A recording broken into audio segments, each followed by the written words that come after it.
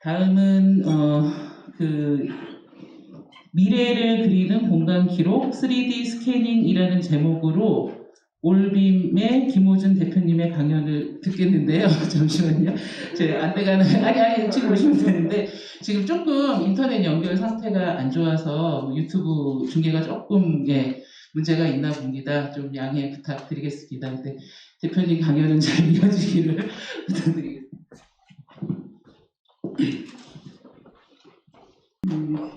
오시는 동안 살짝 영상 보시면서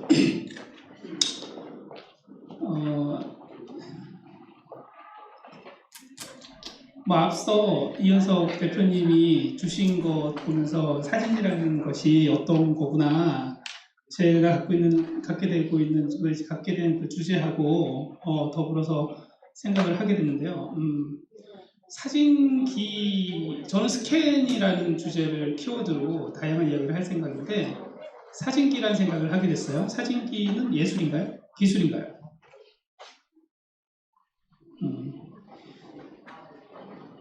분명히 이제 이현석 대표님이 한 거는 예술에 가깝고 혹은 기록에 대한 다큐멘테이션 같은 것일 텐데 동시에 사진기에 대한 걸 얘기한다면 광학에 대한 얘기일 것 같아요. 지금 보고 계신 영상은 저희 에이빔 건축연구소 건물을 지나는 해화동 스트리트 길을 스캔한 것입니다. 좀 낯설죠. 우리가 흔히 지나가는 길을 아까 같은 좀 더 아름답고 정감 어린 그런 시선 말고 기계가 바라본 시선은 어떨까? 뭐 이런 생각을 일으키게 하는 누구는 이걸 종말의 어떤 느낌을 든다, 뭐 등등 다양한 감성을 불러일으키는 걸 보면 눈앞에 보이는 것 너머의 것을 불러일으키는 걸 보면 또한 예술의 가능성이 없지 않겠다, 이런 생각도 하게 됩니다. 그동안 없었던 새로운 방식으로 공간을 기록한다는 것, 그것이 갖는 의미를 묻고 자합니다. 조금 사변적인 얘기가 될 수 있어서 조심스럽지만 요청이 있으셨고 너무 기술적인 얘기보다 그렇다고 철학적인 얘기를 치우치는 것도 한계가 있고 무언가 중간 욕심이 많으신 윤동식 교수님의 요청으로 좀 진행을 해볼까 합니다. 그렇습니다. 제가 바라본 세계가 아니라 스캐너가 바라본 세계에 대한 얘기가 될 것 같습니다. 안녕하세요. 저는 그 에이빔 건축연구소의 김호준입니다. 먼저 3D 스캔 기술이 뭔지 아실 분도 계시겠지만 모르시는 분을 위해서 앞에 잠깐 이미지를 띄웠는데 그것이 다는 아니고 그래도 약간은 더 있습니다. 무엇인지 미루지 말고 바로 보여드리고 이야기 시작하겠습니다. 너무 간단합니다. 이 앞에 보이는 삼각대 세우고 위에 있는 스캐너 꽂고 이게 돌리면 됩니다. 여기도 여유가 있으면 지잉하고 돌리면 10분이면 이 공간이 완벽하게 긁혀 들어갑니다. 컴퓨터로 집어넣을 수 있어요. 이렇습니다. 찍은 상태의 화면은 지금처럼 보입니다. 컬러는 택할 수 있습니다. 보시는 것처럼 점들로 이루어진 좌표들의 모음이에요. 마치 인상파 화가 색은 없지만 점들로 이렇게 이루어져 있지만 현실과 똑같은 형상을 만들어 보여줘요. 뿐만 아니라 파노라마 뷰처럼 지금처럼 VR 영상을 현장에서 실제로 둘러보는 효과로 버추얼 안에서 돌아볼 수 있는 기능을 제공합니다. 물론 측정된 점들의 모음이기 때문에 보시다시피 어딜 찍어도 디멘저닝이 되는데 현장에서 어떤 누가 줄자를 들이대도 이보다 정확할 수는 없습니다. 이 프로젝트는 제가 설계하고 10분까지 한 리모델링 프로젝트인데요. 평면이 조금 틀어져 있어요. 대충 보시면 형상 아실 거예요. 내부에 중층으로 만들기 위해서 매우 타이트한 층고 설계가 요구되는데 지금 그 점 데이터로 이 정도의 형상, 틀어진 형상으로도 현장에서 줄자만으로 하기엔 너무 어려웠어요. 특히 얘는 한계가 있는 높이의 중층을 지금처럼 걸기 위해서 그리고 하지 작업 등등을 아주 타이트하게 디자인하기 위해서 굉장히 많은 정밀도가 요구되었습니다. 아니었으면 그냥 아시잖아요. 퉁 치고 넘어가잖아요. 그죠? 여기 약간 5cm, 50cm, 아예 그냥 덮어. 이럴 수 있을 텐데 그렇지 않고 미리 단위로 계획할 수 있습니다. 뭐 좀 길어지면 안 되는데 그 고척돔에 지금 리모델링하는 프로젝트 있는데 거기도 다른 게 아니에요. 가면 아무것도 없습니다. 그냥 거기에 서울 책 보고 하는 그게 있는 1,500평 정도 되는 거 지금 계획 중인데 설계사무소에서 고민하다가 비용을 크게 들이고 스캔을 의뢰했어요. 목적은 하나입니다. 천정고가 너무 낮으니까 1,500평인데 그냥 뭐 한 3m도 안 돼. 그러니 답답하니까 오픈 천장으로 해서 그 사이사이의 공간을 다 찾아 먹으려고 스캔을 한 거죠. 실내 디자인 학회 맞죠? 그래서 꼭 필요하실 것 같다 생각이 듭니다. 지금 또 하나만 더 보여드릴게요. 이거는 아주 큰 거죠.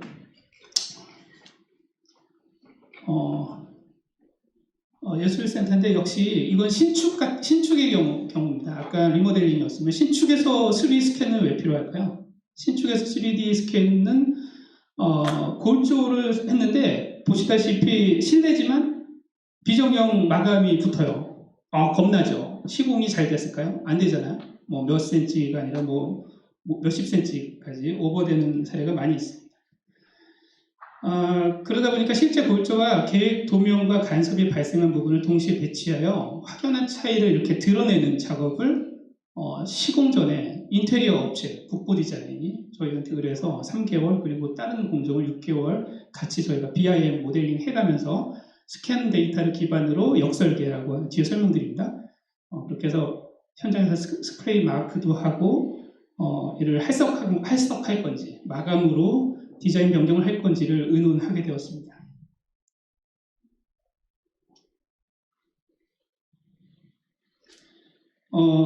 노란색이 원안이에요. 근데 지금 파란색 부분이 튀어나와 있죠.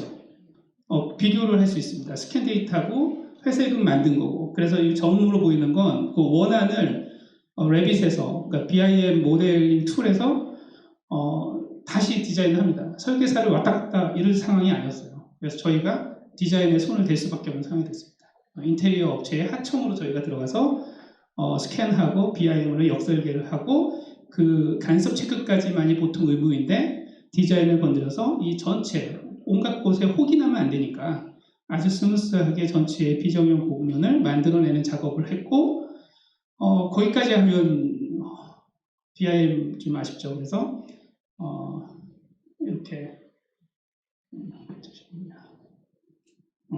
이렇게 뒤에 보면 나오게 될 텐데 하지 작업들을 도면을 다 쳐서 서브스트럭처 부분에 이런 공면은 3차원으로 되어 있기 때문에 미리 다 시공 계획도를 만들어서 현장 제작 설치할 수 있었습니다. 이렇게 보여드려서 대충 이제 3D 스캔과 BIM 그리고 여러분이 하는 일과 연관관계를 찾을 수 있으리라 생각합니다만 그래도 하나만 더 보여드리고 재미없는 얘기를 시작하겠습니다. 이건 이제 근대 문화재예요. 나바의 성당이라고. 대체로 저희가 했던 것 중에 설명드리기 좋은 걸로 하다 보니까 좀 반복되는 자료 화면이긴 한데 빔 안에서 포인트 원 클릭, 투 클릭하면 이렇게 어디든 투시도가 보여지죠. 근데 이건 스틸 고정된 투시도가 아니라 돌아다닐 수 있죠. 보시면 아까 익숙하셨겠지만 노란색으로 만들어진 거는 역설계한, 그러니까 만들어진 포인트 기반으로 만들어진 거고 이것은 애초에 레퍼런스가 되어 있는 기존에 있는 도면이 참조되어 한 모델링 안에 3차원에 배치되어 있는 모습입니다. 노란색은 모델링이에요. 보시다시피 점점 되어 있는 것들은 대체로 꾸불꾸불합니다. 그리고 천정은 닫혀 있었는데 기계를 살짝 올려서 몇 군데, 3-4군데만 올려도 이 어두운 거랑 상관없이 스캐닝은 되거든요. 그래서 저 깊은 곳까지 정확한 치수를 체득할 수 있습니다. 삐뚤하다 그랬죠? 얼마나 삐뚤한지 보시면 여기 보시면 이제 노란 거는 이미지너리 라인, 그죠? 우리가 모델링 할 때 자를 긋지 않습니까? 그렇고 이제 요거는 점을 트레이싱해서 만든 것, 그것과의 편차를 놓고 우리는 나무 부재가 곧지 않다는 걸 알지만 이미지너리 라인에 의해서 얼만큼의 편차를 갖고 있고 그게 얼만큼의 위험을 갖고 있을지 구조 계산 데이터를 넘겨서 해석을 하는 그런 데이터입니다. 아주 옛날 된 레퍼런스와 겹쳐놓은 거 굉장히 삐뚤하죠. 하지만 우리는 수직 편차 등을 이렇게 직선 등을 그려서 보여줄 수 있습니다.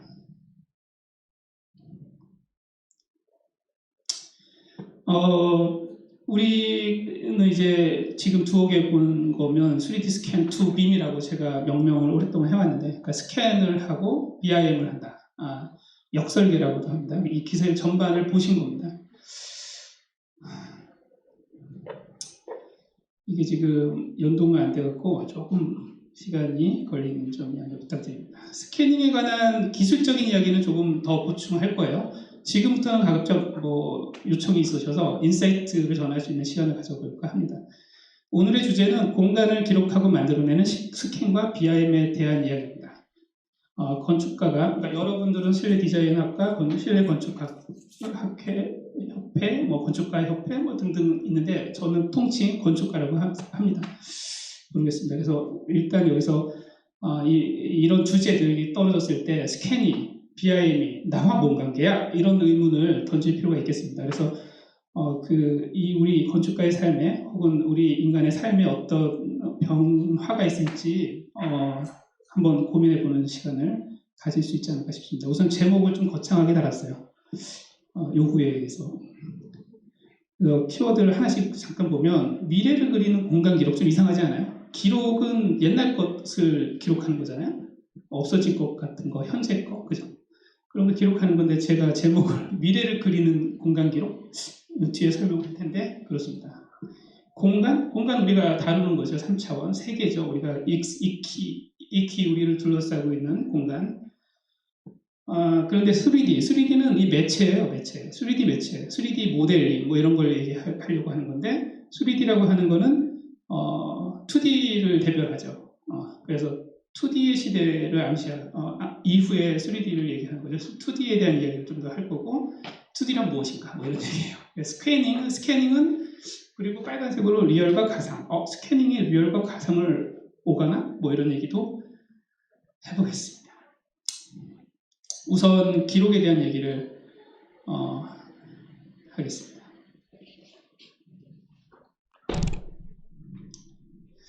기록이란 벌어진 사건, 사물에 관한 것을 나중에 재생이 가능하도록 남겨두는 행위이다. 제가 그냥 상식의 수준에서 나열을 해봤습니다. 맞는 것 같죠? 전통적인 기록의 방식을 나열해보자면 아까 보여주신 사진도 있을 거고 청각자료 이런 걸 기록하는 말이나 음악 같은 걸 기록하는 문자나 악보 등이 있고 녹음기, 필름, 테이프, 디스크, 종이 이런 것들이 있을 것 같습니다.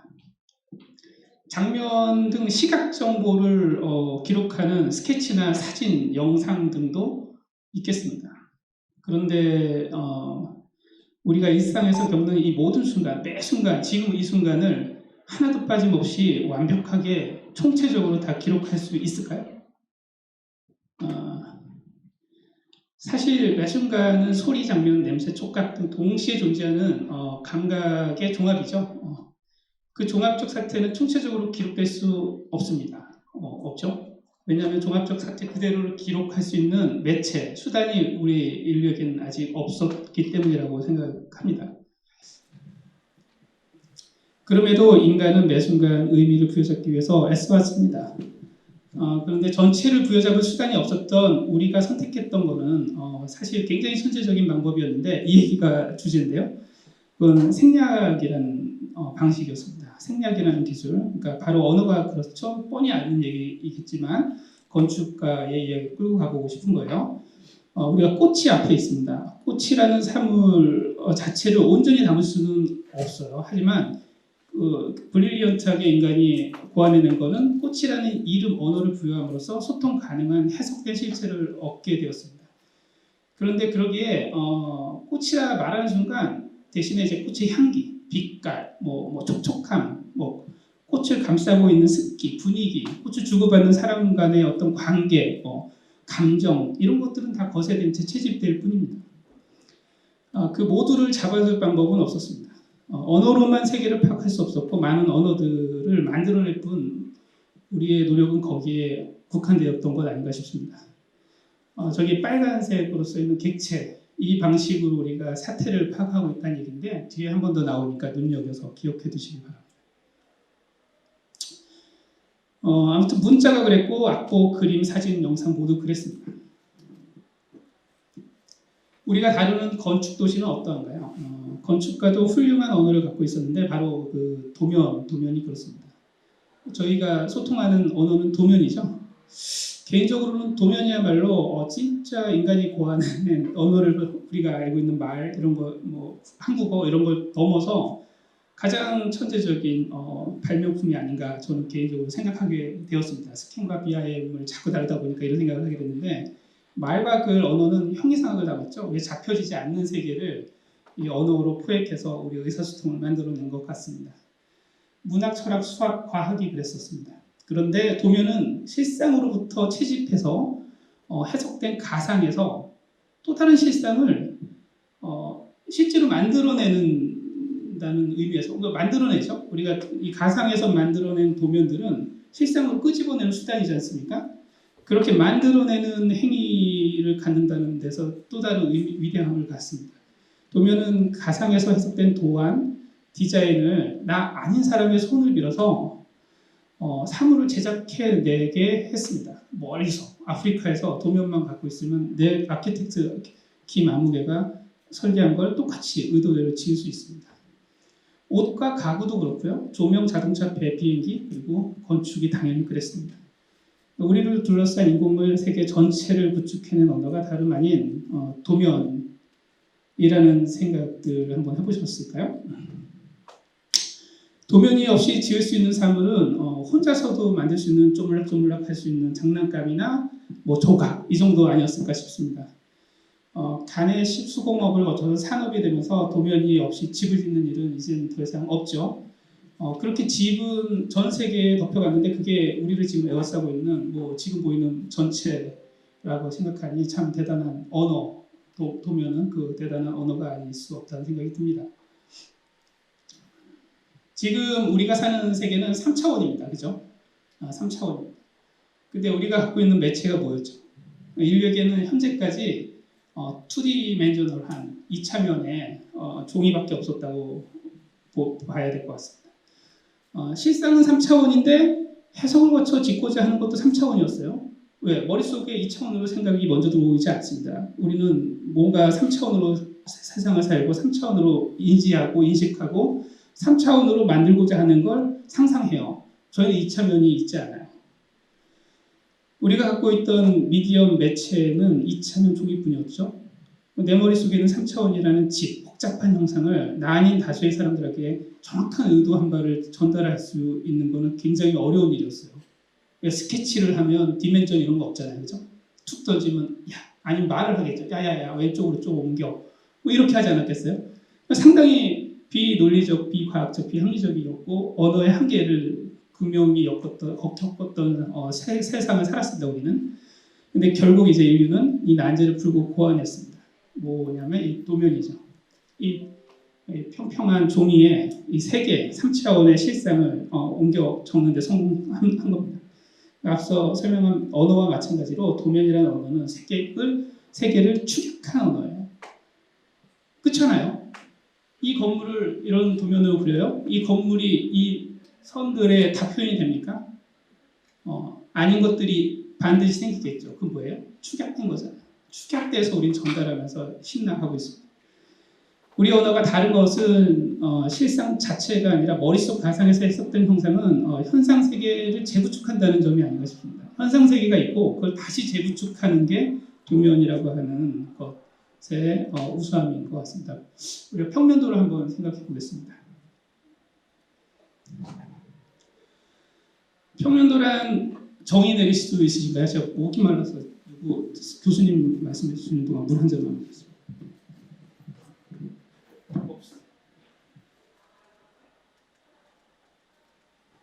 평면도가 뭐예요? 평면도가 이제 교과서나 이제 네이버 이런 데 정의가 내려질 거 아닙니까? 제가 학창 시절에 했던 그 왜 시험 볼 때 기억이 났는데 찾아보니까 맞는 것 같아요. 우리가 특정한 레벨이죠. 층이라고 하는 그 층에 몇 층 평면도 했을 때 그 층으로부터 약 1에서 1.2m, 저는 1.2m라고 배웠던 기억이 있는데 인치 때문이었는지 모르겠어요. 왜 1.2m였는지. 네, 1.2m였는데 네이버 찾아보니까 1m더라고요. 1m를 띄워서 칼로 쫙 자른 거예요. 그리고 위에서 수평 투영 면적으로 내려다본 거죠. 이 자른다는 행위에 주목하려고 했는데 이거 굉장히 잔인하지 않나요? 폭력적으로 이 모든 3차원의 현상 자체를 툭 잘라갖고 그걸 그려놓고 이거 전달하면서 아싸 하고 이렇게 똑같이 만들어내고 그렇게 만들어진 세계가 우리가 지금 이 공간을 포함해서 전체 아닐까 싶습니다. 우리는 이걸 그 검정색으로 칠하고 저는 그리고 제 친구들도 뭐 졸작할 때 뭐 빨간색으로도 많이 칠했는데 그러셨나요? 저는 그걸 이제 죽은 피 혹은 빨간 피 철철 사람을 자르면 단면에서 나오는 그 피로 한번 묘사하기를 즐겨합니다. 그런 거 같죠?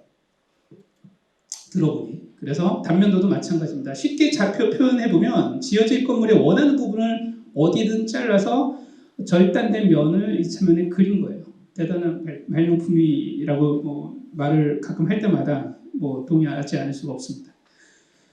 컴퓨터 기술 발달로 CAD가 등장했죠. 다 이걸 쓰고 있습니다. 아직도 이거 쓰시나요, 근데? 뒤에 이제 BIM 얘기가 등장할 텐데 일단 CAD가 먼저 나옵니다. 2차면으로 표현해온 도면이라는 언어를 컴퓨터로 또 똑같이 하고 있어요. 이거 무슨 짓이죠? 그죠? 컴퓨터는 가상세계잖아요. 맞죠? 가상세계인데 우리가 종이 물리적으로 만져지는 평면밖에 없던 이 세계에 이 수단 때문에 할 수 없이 쥐어짜가지고 3차원 공간을 전달할 매체로서 썼는데 가상세계는 무한의 공간인데 무한의 공간 안에서 이 DNA, 이 뭐 같은 DNA를 못 극복하고 똑같이 이걸 오랫동안 해왔습니다. 우리는. 이제는 뭐 상식이 돼서 다른 이야기들을 많이 하고 있는 걸 알고 있습니다. 아무튼 저는 앞서 우리가 세계를 인식하는 방식, 이러한 도면이라는 2차면에 생략된 방식으로 온전히 표현할 수 없다라는 사실을 주목합니다. 그래서 왜일까요? 세상과 닮지 않아서라고 생각합니다. 현상세계 자체를 잘라서 생략하는 건 폭력이죠. 좀 더 구체적으로 우리가 실상에서 세계를 인식하는 방법과 달랐기 때문에 생기는 많은 오류를 우리는 지금 살아가고 있다고 생각해보자는 거죠. 그럼 우리가 실상에서 세계를 인식하는 방식은 뭘 얘기하는 걸까요? 뭐가 있을까요?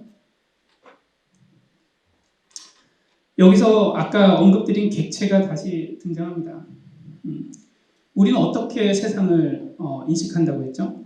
항상 부여잡을 수 있는 대상이 앞에 있어야 돼요. 대상이 없으면 파악할 수 없다는 걸 이제 상식으로 알고 있습니다. 세계로부터 무언가를 구분해내야 됩니다. 제가 지금 뭘 만지고 있죠? 마이크를 만지고 있다라고 다 약속이 돼야 언어예요. 내가 하얀색을 만지고 있어. 이러면 대화가 안 되는 거잖아요. 그죠? 내가 지금 뭘 들고 있냐? 포인터를 들고 있다. 내가 지금 스크리닝을 하고 있다. 이런 언어의 약속, 대상화가 그럼 뭐예요? 포인터에는 어떤 정보를 넣을 수 있어요? 포인터에는 레이저가 나가고 빛이 나간다. 이 사회가 그렇게 판단하잖아요. 그죠? 그죠? 이 스크린에는 이 빛이 어떤 뭐 주사율로 이렇게 해서 투사가 된다. 이런 어떤 정보와 어떤 관계를 맺는 기초가 된다는 얘기예요. 우리는 사물을 어떻게 인식하냐면, 이 세계를 어떻게 인식하냐면, 죄송합니다. 상식적인 얘기가 지루하시더라도 조금만 견뎌주시면 좋은데, 이 세상은 대상을 선정함으로써 시작합니다. 꽃이라는 이름을 부여함으로써 시작합니다. 그래서 객체로 구분된 세계에서만 구분함으로써만 세계를 파악할 수 있다는 거예요.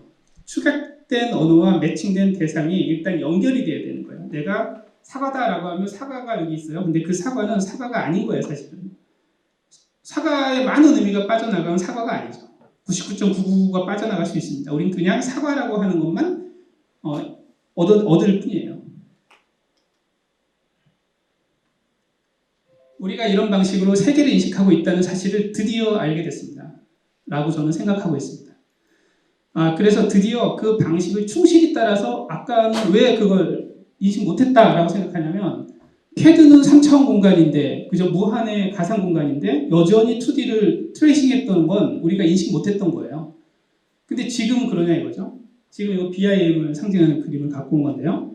이 세계를 우리 인간이 생각한 그대로를 축약 없이 가상으로 끌고 와서 우리가 의사소통할 수 있는 매체로서 삼을 수 있다면 그 방법은 뭐냐면 이 세계가 생겨먹은 걸 인식해야 되는데 그 인식이 이 세계는 우리가 객체를 대상화함으로써 만들어내는 그 세계의 집합이구나. 그럼으로써 우리는 이런 그 객체들의 모험을 얻어내게 됐다고 이해할 수 있겠습니다. 바로 우리가 실상에서 사물을 파악하는 방식과 꼭 닮았다고 보면 됩니다. 비밀한 세계의 정보가 담긴 객체의 모험이다. 이렇게 정의하셔도 돼요. 제가 정의를 제 마음대로 많이 만드는데요. 여러분들은 빌딩 인포메이션 모델링 이렇게 아시잖아요. 이해를 잘 하시면 비밀이 되게 쉽게 다가옵니다. 객체 기반 모델링으로 불리기도 합니다. 객체를 만들고 그 객체에 정보를 담아서 가상의 건물의 모델링을 한다는 뜻입니다. 드디어 우리는 생략의 방식이 아닌 이렇게 딱 잘라서 추격하는 기술이 아닌 사물을 인식하는 방식 그대로 객체를 가상에 만들고 그 개개의 객체에 정보를 입력하는 수준에 왔습니다. 그대로 가상세계에 구현할 수 있게 됐다고 이해하시면 될 것 같습니다. 객체 기반의 정보 모델링을 모델링이라는 개념을 이해하기 위해서 우리가 지나온 것들 뭐였죠? 아까 얘기했던 CAD 우리가 이 세계를 만드는 툴이죠. 신이 툴을 갖고 있는 거예요. 이 세계를 만들었어요. 우리는 지금 이 공간을 이 CAD로 만든 세상이라고 표현할 수 있겠습니다. 한번 비교해 볼까요? CAD에서 3D 모델링 돼요. 당연히 스케치업도 됩니다. 라이노에서도 되죠. 거기에서 2D든 3D든 형상을 만들어내는 명령어가 뭐예요? 공이 이거 아닌가 싶은데 뭔가요?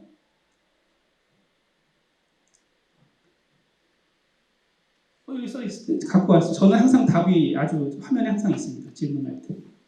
여기 라인, 폴리라인, 서클 라인, 아크 라인, 라인이죠. 우리가 이 지금 보이는 옷도 그렇습니다. 옷도 재단선 캐드로 그리잖아요, 그죠? 모든 거는 이 세계는 라인으로 그려진 세계예요. 벡터 세계라고 우리는 알고 있죠. 그 벡터 세계로 만든 것 하나입니다. 아까 말씀드렸지만 제가 여기서 버튼을 선택하고 있는데 이거는 빨간색 플라스틱 재료 원소 3번이야 이래 버리면 의사통 안 되겠죠. 내가 누구야 그러면 나는 우주에서 몇만 년 전에 이곳에 왔던 세포들의 몇억 개의 모음인데 하면서 이렇게 하면 대화가 안 되겠죠. 그와 비슷하게 우리는 소통할 수 없는 언어가 없는 상태에서 한계가 있는 상태였다고 봐도 좋을 것 같습니다. 그럼 그러니까 이제 벡터의 세계죠. 아주 그럼 이제 빔 툴에서 명령어는 어떤 건가요? 보실까요? 뭐죠? 벽을 만드는 명령어가 뭐예요? 지붕을 만드는 명령어가 뭘까요? 지붕. 계단을 만드는 명령어가 뭐죠? 계단. 우리가 이 세계를 인식하는 방식 그대로 옮겨놨어요. 이거 외에 명령어가 없어요. 이거 외에 명령어는 하도 2D를 좋아하니까 2D 명령어를 서브에다 따로 넣어준 게 있습니다. 하지만 기둥에 만드는 명령어는 기둥이에요. H형광을 만드는 명령어는 H형광. 기둥에서 H형광을 골라서 넣으면 돼요. 기술이 더 좋아지면 이렇게 만들어진 객체들에다가 정보들을 더 입력할 수 있겠죠. 지금은 어떤 정보가 있겠어요? 이건 참, 지금 이게 우리가 랩빗 안에 들어왔다고 쳐요. 빔 모델링 안에 들어왔다고 쳐요. 이거 딱 치면 어떤 회사에 우드 패널이야. 알만한 것일까요? 이건 창호의 문인데 저게 2021년 신상이야. 딱 쳤더니 이게 정보가 딱 뜨는 거예요. 속성 정보라는 거죠. 엔터티가 다 들어갑니다. 그래서 모든 객체가 하나 만들어짐으로써 생기는 어마무시한 변화를 관찰해야 되는데 객체가 잡혀지면 거기에 어마무시한 정보, 즉 우리가 겪는 모든 정보를 넣을 수 있다라고 하는 생각에 이르는 거예요. 그래서 기본적으로는 만들자마자 제가 지금 몇 층에 있죠? 지하 2층에 있잖아요, 그죠? 지하 1층? 여기 강의실 이름이 뭐죠? 우리는 몇 명이죠? 의자는 몇 개죠? 여러분들은 지금 고개를 돌려봐야 되지만 이 신은 알아요. 그리고 우리는 신의 세계 안에서의 신인 거야. 버튼 누르면 그냥 나옵니다. 왜? 여기에 객체 기반의 이 자리를 물리적으로 한 곳에서 차지하고 있기 때문이에요. 그러니까 아바타 김호중을 이 공간 안에 모델링해서 넣었다 그러면 나는 2층에 있다라는 정보가 있을 수가 없어요. 똑같이 B1의 무대 위에 있는 김호중이어야 한다 이 얘기예요. 그래서 그런 어떤 매칭 관계를 확립시키는 데 이르는 다음에 무한의 상상을 다 설명하면 기니 상상력을 믿고 더 진행해 보도록 하겠습니다. 디지털 DNA를 가졌으니까 이 DNA라고 저는 표현하거든요. 이 모든 것들, 이 객체들을 저는 개인적으로 디지털 DNA라고 표현하는데, 이거 뭐 패널, 저거 뭐 스피커, 뭐 이거 뭐 아바타, 뭐 바닥 하나씩 이 어느 제품 누가 언제 얼마에 다 물량 나올 수 있는 그 하나하나엔 DNA가 심겨져 있다는 거예요. 그 하나하나가 디지털 DNA로서 우리가 이제 그 강력한 무기를 얻었다면 이 DNA로 우리는 뭘 할 수 있을까? 디지털 세계에 그동안 해왔던 방식의 구축이 아닌 새로운 방식의 구축이 가능하겠다. 우리가 살아가는 데 필요한 우리가 세 가지 의식주가 있는데 이 세계를 둘러싼 눈에 보이는 가장 큰 부분은 역시 건물이겠다 이 얘기입니다. 집 얘기를 간단하게 하면 집은 상당히 지금 이 DNA 우리가 지금 레고 블록 얘기를 하는 거예요. 이 집은 세계를 이루는 세포에 해당되는 집 하나만 봐도 어마무시한 직업군이 여기에 내포 포함되어 있다는 걸 알 수 있습니다.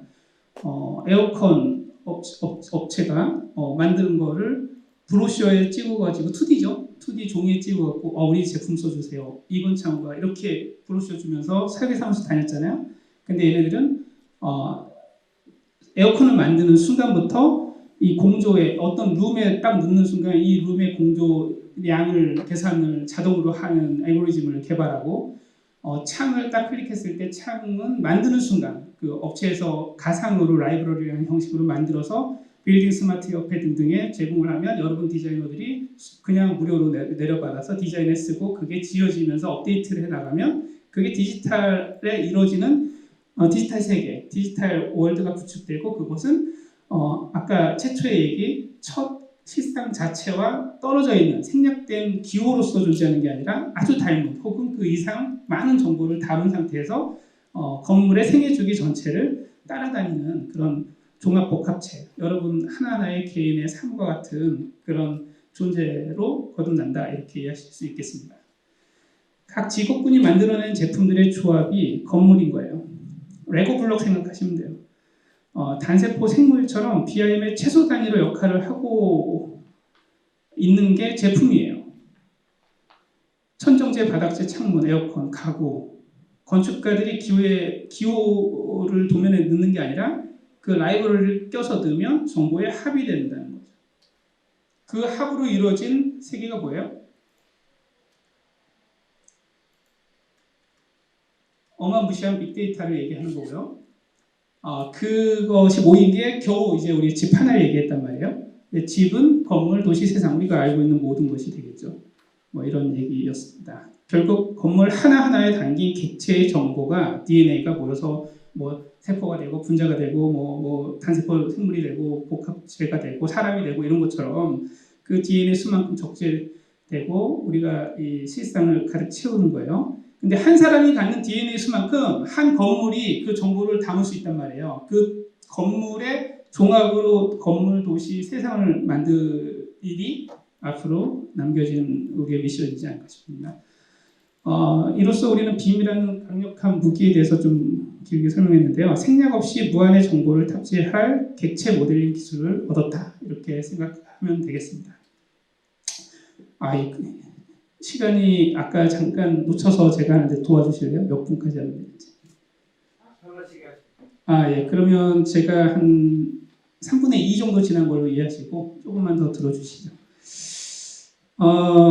이제 빔을 이해하게 됐으니까 스캔을 이제 공부하게 됐습니다. 스캔은 초두에 말씀드렸지만 아까 보여드린 게 많은 거예요. 근데 뭐 기술적으로 하자면 그걸로 또 3시간 얘기할 수 있지만 여기는 적절치 않은 공간 같습니다. 그래서 단지 스캐닝은 저 역사적 행렬에서 과연 어떤 역할을 하게 될 것인가 뭐 이런 또 거창한 얘기를 한번 해볼 수 있겠습니다. 스캔을 얘기할 때 앞서 얘기할 수 있는 게 아까 얘기했던 역설계예요. 리버스 엔지니어링이라고 합니다. 쉽게 얘기하면 도면이 없는 실상의 사물 여기 있는데 얘가 아주 오래돼서 도면이 없어요. 이 건물이 100년 전의 건물이야. 도면이 없어요. 그거를 역으로 리버스해서 설계를 엔지니어링이라고 하잖아요. 엔지니어링을 해서 2D 또는 3D 정보체로 만들어내는 것을 역설계라고 우리가 이야기할 수 있겠습니다. 많은 기술이 그랬듯이 역설계라는 기술 또한 전쟁에서 개발이 됐다고 해요. 뭐가 있을까요? 막 싸우고 적상 재산 있잖아요. 적의 재산 탱크 막 놓고 가면 그 분해해서 일부러 그걸 뺏기 위해서 전투를 하고 했다고도 해요. 그래서 뺏어서 그걸 막 분해를 해서 재조립해서 자기네 설계 도면을 그리는 거, 역설계입니다. 그리고 우리나라 개발도상국이었을 때 일본제 카메라 딱 갖고 와서 배에 갖고 와서 막 분해해서 따라 만들었죠. 똑같이 역설계입니다. 스캐닝은 그 중 하나의 수단입니다. 물론 개념은 반복하지만 쉽고 프로세스도 간단합니다. 2D 스캐너가 뭐죠?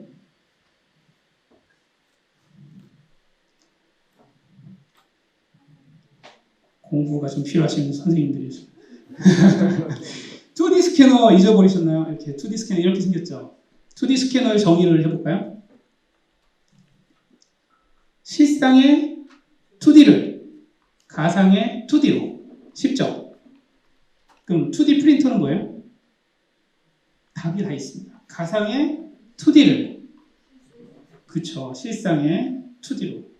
이제 3D 스캐너는 완전 쉽죠. 3D 스캐너는 뭐예요? 실상의 3D 정보를 가상 컴퓨터 안에 디지털라이즈해서 집어넣는 기술 3D로. 어렵지 않죠. 근데 왜 3D가 중요해요? 중언부언하지만 3D가 중요한 건 우리가 세상을 3D로 인식하기 때문이라고 했고, 그중 그냥 뭉뚱그려서 다 선으로 하면 안 된다고 했죠. 의자 하나하나 할 건지, 의자의 군으로 할 건지, 키보드를 하나의 객체로 할 건지, 키보드 안에 Q, R, 1, 2, 3 이걸 하나씩 다 객체로 할 건지를 선택하는 권한이 우리한테 있는 거예요. 얼마든지 더 무한에 가깝게 정보를 입력할 수 있겠죠. 운용할 수 있겠죠. 3D 프린터는 이제 알게 됐습니다. 가상 컴퓨터 안에 3D 형상을, 이건 제가 쓴 건데 너무 맞는 것 같아요. 왜 이런 정의가 없는지 모르겠어요. 이러이러한 역사적 얘기는 넘어가겠습니다. 그래도 스캔이 어떻게 생겼는지 작동하는지 아주 짧게 제가 쉽다고 했으니까 설명을 하고 넘어가겠습니다. 기계가 이렇게 생겼어요. 근데 기계의 뭉치가 가운데 이런 미러경이 있어요. 양쪽에 뭉치가 있는데 한쪽에 강력한 레이저가 옵니다. 이게 지금 뭐예요? 지금 뭐 하죠, 제가? 지금 점을 취득하고 있는 거예요. 제가 갔다 오는 거거든요. 레이저 쏘고 있죠, 제가. 레이저 포인터. 이 점들을 지금 막 두두두두두 모이면 점이 이 공간을 만들어내겠죠. XYZ 값을 취득하는데 얘를 손으로 막 하면 힘들겠죠. 그리고 얘는 약해요. 그래서 센 거를 한쪽 뭉치에서 반대쪽 뭉치로 직선으로 싹 쏩니다. 세게. 지속적으로. 아주 세면 레이저 무기처럼 뚫을 수도 있죠. 광학 기술로 이렇게 레이저를 쏩니다. 그 다음에 어떻게 해요? 여기 잘 안 나오나? 이게 이 각도가 45도로 정확하게 미러가 설치되어 있어요. 그럼 빛은 굴절되죠. 이렇게 쏘면 정확하게 90도로 나갈 거죠. 그럼 총 쏘듯이 나는 왼쪽에서 오른쪽 기계 뭉치로 쏘지만 45도 반사경에 의해서 90도로 나갑니다. 그래서 정확하게 내 앞에 점을 쏩니다. 그럼 한 점을 취득한 거예요. 그 다음에 어떻게 해요? 거울이 막 돌면 되겠죠. 돌면 어떻게 해요? 이렇게 돌면 버티컬리 레이저가 다다다다다다 하고 긁겠죠. 그럼 아까 우리 잔인한 단면도가 되는 거예요. 이 공간에 점을 하나 딱 합니다. 우리 MRI 찍죠. 단층 촬영 똑같습니다. 같은 원리예요. 다다다다다 찍어요. 1초 이렇게 다다다다 찍어. 얼만큼의 점이 찍히냐면 1초에 몇 개 정도의 점이 찍힐까요?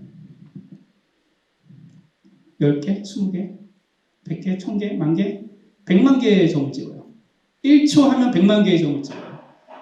제가 그 점력법 화가 얘기했잖아요. 점으로 세상을 그릴 수 있는데 100만 개의 점이면 세계를 다 그리지 않겠어요? 그죠? 내 눈앞에 보이는 거. 우리가 픽셀이라는 걸 생각하면 100만 개의 점이 필요 없어요. 그죠? 하지만 얘는 100만 개의 점을 찍습니다. 1초, 1초 하면 100만 개의 점을 찍어요. 버티컬하게 딱 찍었어요. 그 다음에 어떻게 해야 이 세 개를 돌죠? 단층만 필요한 게 아니잖아요. 허리전털하게 돌아요. 그죠? 이렇게 도는 거죠. 이렇게 돕니다. 그러면 버티컬하게 360도, 허리전털하게 360도 돌겠죠. 그럼 세 개가 100만 개의 포인트씩 찍으니까 1초에 10분 돌면 몇 개죠? 100만 개 곱하기 60초 곱하기 10분이면 어마무시하죠. 이 정도 설명하고 넘어가겠습니다. 스캐너는 빛이 필요 없어요. 레이저로 작동해서 어둡고 위험한 지하경도, 동굴의 층점 좀 빨리 읽으실 수 있으면 다 읽으시면 좋을 것 같습니다. 스피드 스캐닝 데이터를 활용해서 프로젝션 매핑도 하고 문화재 기록도 하고 뭐 저는 최근에 부산에서도 그렇고 여러 군데 어떤 전 국회의원 집이라고 집이 무너지기 전에 그러니까 새로 짓기 전에 일단 기록해놔야겠다. 어디다 써먹을지 모르겠지만 아깝다. 그 추억이 너무 좋다. 그래서 그렇게 아까 영정 사진 할 때 이현석 대표님의 말이 와닿는데 그 기록을 많이 의뢰받고 있습니다.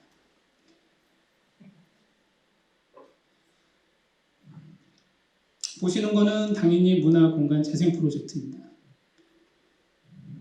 매스 스터디 건축가 그룹에서 현상설계 당선돼서 저희한테 에이빙워치 연구소한테 의뢰해서 스캔 투 빔 용역을 수행한 사례입니다. 처음 보여준 거와 어떠세요? 좀 다르지만 어쨌든 우리가 육안으로 보는 세상은 좀 다르죠. 데이터가 되기 때문에 이 데이터의 어떤 정보의 알고리즘을 따라서 높이에 따라서 색을 주거나 뭐 어떤 외부로부터 노출되는 거에 따라서 한다든지 뭐 면적에 의해서 따라서 한다든지 다양한 방법으로 분석된 데이터를 프리젠테이션 할 수 있겠습니다.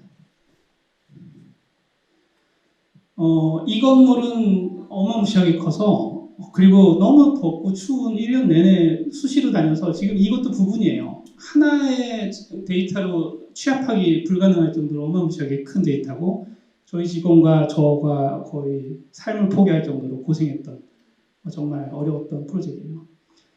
이게 지금 보이는 게 4호기고 하나가 더가 옆에 5호기가 있는데 그 모두를 스캔을 했습니다. 데이터를 취득하기도 어렵고 스캐너는 다양한 종류가 있는데 이 프로젝트에 사용된 스캐너의 수만 한 7개 정도 돼요. 종류가 다른 다양한 테스트를 거치면서 시행착오도 겪었고요. 고생했던 프로젝트입니다. 그래서 큰 프로젝트를 할 때는 항상 시행착오가 돈이다. 그래서 시행착오를 겪었던 팀한테 맡기는 게 좋으실 거다. 뭐 이런 팁을 드립니다. 뭐 몇 개 처음처럼 보여드리고 이야기 이어가겠습니다. 공간 사옥인 걸 여기 선생님들은 다 아시리라 믿습니다.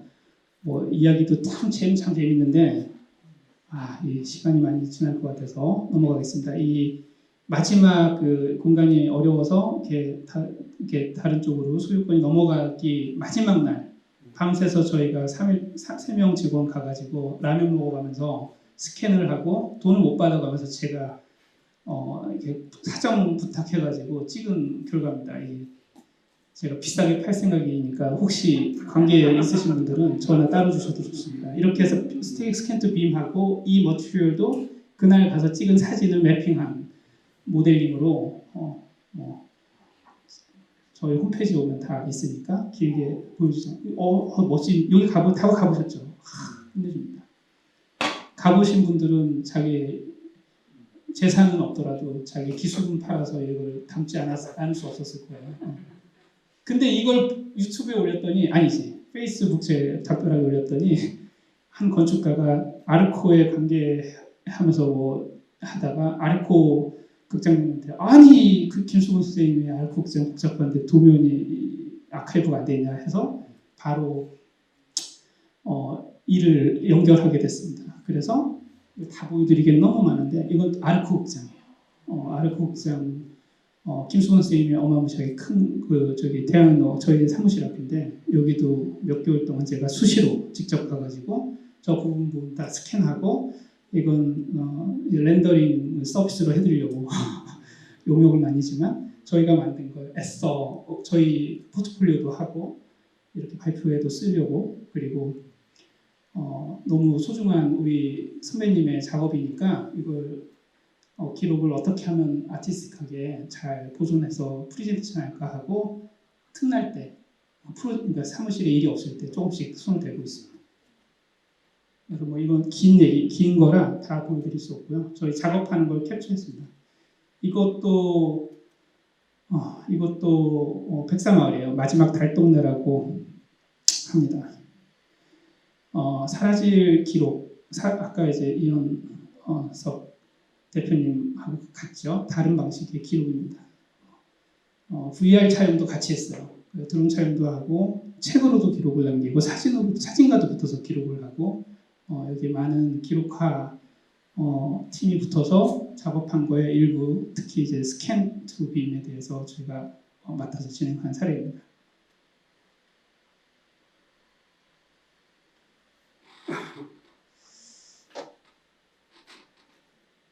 이거 보면 아티스트들이 막 환장을 합니다. 그래서 저한테 아티스트들이 몇 년 전부터 요청을 해서 대표님 하면서 제가 예술 그러십시다 해가지고 데이터를 주고 뭐 영화제하고 이게 워낙 이제 미스트하잖아요. 아까 첫 번째 화면도 그렇고 영화제에 당선이 되고 국제 영화제 뭐 독립 영화제문을 당선되고 수상하고 그걸 한국에 와서 또 지원받고 그 다음에는 이제 저한테 아주 작은 금액이지만 돈을 주고 또 다른 데 찍고 그러다 이번에 뭐 제주 어디 뭐 문화에서 뭐 몇 달 4개월 레지던시 프로그램에 당선돼서 또 거기서 하고 또 전시를 몇 달 동안 하고 그때 또 제가 가서 제주도에 숲도 찍고 막 이런 식의 예술가들이 보면 환장할 우리가 보지 못하는 세계에 대한 환상이 있는 건가 봅니다. 그 틈에 저는 이런 장난들을 저도 합니다. 그래서 일은 일이고 참 힘들고 피곤한 일이지만 저도 뭐 인간이라 저도 한 예술을 하고 싶어서 한쪽에서 뭔지 아시겠어요? 이건 최초 공개예요. 어디서 얘기하시면 안 됩니다. 제가 아직 완성 전인데 제가 아까 보여줬던 뒤에 방금 다시 보여드릴 텐데 거기에 제가 3D 스캔전이라고 하는 전시를 한번 해볼 생각이에요. 저희 해와 스트리트에 많은 어댑터로서 많은 그 아트웍이나 건축가나 이런 공간에 대한 3차원 아카이브와 아트웍과 프로젝션 매핑 등을 엮어서 다양한 실험들을 스캔이라는 것이 우리 시대에 어떤 모습으로 다가오고 전달될 수 있는가에 대한 기획을 하고 있습니다. 이게 뭘까요? 코끼리를 찍으러 치앙마이까지 갔어요. 치앙마이까지 스캐너 들고 며칠을 거쳐서 갔습니다. 신체 일부가 잘려진 코끼리인데요. 이 코끼리가 되게 많았어요. 그래서 그걸 또 아티스트가 어떤 영혼을 담아서 요청을 해서 애써 가서 시간을 많이 써서 다녀왔던 프로젝트입니다. 그래서 역시 플랜트니 뭐 이런 것도 중요하지만 하여튼 얘기를 진행하겠습니다. 다양한 활용도에 대한 상상을 불러일으키는 것이 아까 그 카메라로 예술을 하듯이 우리가 해석하는 것만이 남은 것 같습니다. 3D 스캔은 지극히 단순한 이렇게 기술임에도 굉장히 독특한 위상을 갖습니다. 가상과 실상의 닮음의 기술이 없어서는 안 될 역할을 하고 있습니다. 이건 제가 아까 보여드린 그 저희 사무실에 제가 프로젝션 매핑한 사례예요. 제가 있는 공간이고 저 건물의 위에 층은 사무실이고 아래는 뭐 전시소하고 다양한 공간으로 쓰고 있는데 그 공간에 당연히 오랜 시간 동안 몇 년 동안 거쳐서 BIM 모델링도 하고 왜냐면 제가 그 리모델링도 이 건물을 했으니까 모델링도 당연히 있겠고 스캔 데이터도 있고 하나가 있는 게 아니라 VR도 있고 뭐 어마무시한 데이터가 막 여기 쌓여 있는 거예요. 저한테는 로봇이라고 불리는 테스트 베드죠. 여기와 스트리트를 모아서 이 공간이 갖고 있는 다양한 그 데이터의 중첩. 그럼 무엇이 실상인가? 만져진 것이 실상인가? 보여지는 게 맞나? 뭐 보여진 걸 다시 영상화 담은 것도 여기에 같이 겹쳐져 있거든요. 뭐 이런 등등의 얘기입니다. 시간 관계상 이거는 아까는 좀 실사를 찍은 거고 이거 넘어가겠습니다. 그래서 그 뭐 얘기를 이제 후반 거의 다 된 것 같은데요. 스캔이 역서계를 위해서 도구로 알려진 지 오래죠. 그래서 사실은 그 빔으로 시작한 최초의 설계, 그때부터 시작하는 게 매우 중요하다. 리모델링이든, 그럼 우리가 스캔이라는 건 아까 그 BIM이라는 게 어떻게 끝났다고 했죠? BIM이라는 거는 그 어떤 이 세계의 반영이다, 이렇게 아까 말씀을 드렸는데, 거기에 스캔의 역할은 이 지어지기 전의 계획, 지어지면서의 과정, 뭐 철근이 매입되기 전에, 배관이 매입되기 전에 실링에 의해서, 그럴 때마다 시공 과정, 그리고 지어진 다음에 리모델링을 하기 전에, 그리고 철거할 때까지, 그러니까 건물의 생애 주기를 쫓아가면서 위빙돼야 되는 것, 그것이 우리가 이제 가상과 리얼을 오가는 그런 이야기가 아닌가 싶습니다.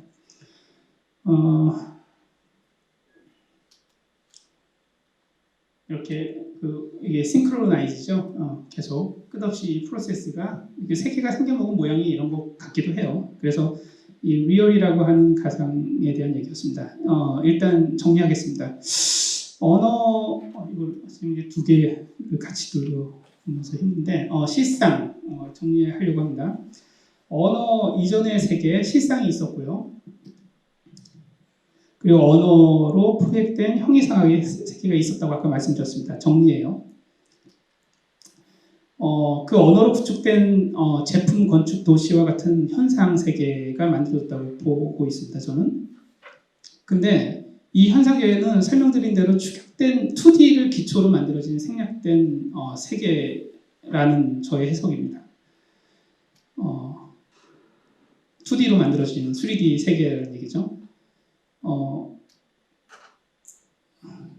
하지만 우리는 압니다. 지금의 세계가 온전치 않다는 것을, 그리고 분명히 실상은 현상 세계 이상이 무엇이다라는 것을 알 수 있습니다. 하지만 무모하게도 인간이라는 종족은 언제나 완전에 도전합니다. 생략은 용납을 안 하죠. 생략 없는 정보의 통합을 컴퓨팅과의 과학의 발달에 의해서 지금같이 어떤 개념의 실상을 담는 통찰에 의해서 구현해 나가고 있다는 관찰입니다. 거기에 3D 스캔과 빔, 제 이름을 붙이건데 닮음의 기술이라고 붙여봤습니다. 빔과 스캔 정보를 오가며 위빙되는 것, 그러니까 바느질, 뜨개질 하듯이 왼쪽과 오른쪽, 위와 아래, 그리고 날씨와 실실, 그런 것처럼 가상과 현실이 끝없이 반복되면서 업데이트돼 가고 있는 그런 세계로 향하고 있는 것 아닌가가 저의 관찰입니다. 무한의 정보를 담는 객체, 그랬죠? 이 객체는 저한테는 무한의 정보가 담을 수 있죠. 여러분들도 그런 모든 사물, 모든 사람, 모든 건물은 무한의 정보를 담을 수 있는 객체로 이루어지는 실상인데, 역시 이 세계, 가상의 세계 역시 그와 동일하다라고 하는 얘기였습니다. 좀 헷갈렸죠? 좀 헷갈렸습니다. 그래서 이 가상과 리얼과 리얼에서 다시 가상으로라는 제목을 붙였던 거고, 스캔 투 빔, 포토그라메트리, 디지털 트윈, 뭐 이런 키워드들이 같이 얘기될 수 있을 것 같습니다. 제가 굳이 이름을 뭐 실제니 뭐 뭔가 더 편하게 이해할 수 있는 현실이니 이럴 수 있는데, 제가 눈치채는지 모르지만 모든 단어에 대해 상을 붙였어요. 그건 이제 그 상맹이라는 단어를 제가 10년 전부터 쓰고 있거든요. 그래서 그 가상과 현상을 구분 못하는 것, 그게 이제 우리가 부지불식간에 살아가는 이 세계인 거죠. 근데 이제 그걸 구분하고 만드는 자가 건축가이고, 그걸 통솔을 하고 운영해야 되는 책임이 우리 건축가에게 있지 않을까 생각해 봅니다. 너무 길어서 이 얘기는 뭐 넘어가겠습니다. 이 얘기는 뭐 다른 건 아니고, 이 빔과 이 위빙되는 이 포인트에서 이 세계는 단지 설계, 시공, FM을 넘어서 우리가 갖고 있는 작은 우물을 넘어설 수 있는 관통구, 아주 짧게 설명하면 되지, 그죠? 다시. 그래서 이걸 넘어갈 때도 빔, FM을 넘어갈 때도 빔. 우리는 이 버추얼을 잡는 순간 안 잡을 수가 없어요. 왜냐하면 애초부터 3D 빔 모델링을 만들어서 운영을 하면 그 단일로 만들어진 그 가상의 객체 모델링, 객체 합인 건축물이 계속 한 생명체처럼 딜리버리 되는 거거든요. 태어나서 계속 프로세싱 되는 거예요. 죽을 때까지. 그럼 그 과정에서 초등학교의 교육을 받고 대학의 교육을 받고 성형수술한 기록을 남기고 리모델링한 기록을 남기고 철거의 기록을 남기면서 모든 객체 뭐죠? 연한들 있잖아요. 파이프의 연한 이거는 중고 가격이 얼마인지 모든 정보를 한없이 담은 채로 영원히 디지털 가상 세계에 남는 것 아닌가. 그런 객체들은 사실은 단지 건축의 범위를 넘어서도 things, 우리가 이제 IT, PLM이죠. 그 프로덕트에 대한 세계, 그리고 IT로 넘어가서 이 things가 오브젝트예요. 오브젝트가 객체죠. 제가 계속 반복한 things가 객체인 거예요. 이 객체들을 인터넷 오브 things라고 이미 많이 회자되어 왔던 그런 이 세계 자체의 아주 DNA로서 맞다. 그 전체가 BIM이 있다. 그리고 그 다음에 뭐가 있냐? 뭐 상상해 보면 우리 메타버스까지 가는 거예요. 뭐 어디까지 가냐? 메타버스까지 가는 거죠. 그 이상은 모르겠습니다.